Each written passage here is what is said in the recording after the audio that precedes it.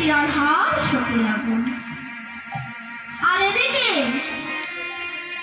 এদিকে গোবিন্দ আমার কংসকে ধ্বংস করে উগ্রসেনকে রাজ করিয়ে দ্বারকায় বসে আছে রাজ সিংহাসনে রাজা হয়ে প্রাপ্ত মৃত্যু সঙ্গে নিয়ে।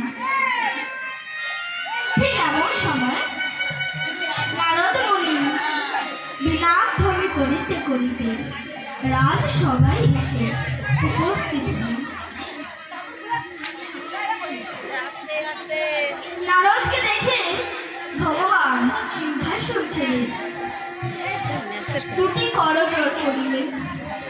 দেখুন মায়েরা, ভক্তের কাছে ভগবান কত ছোট হতে পারে, কেননা তিনি নিজেই বলেছিল যদি ভক্ত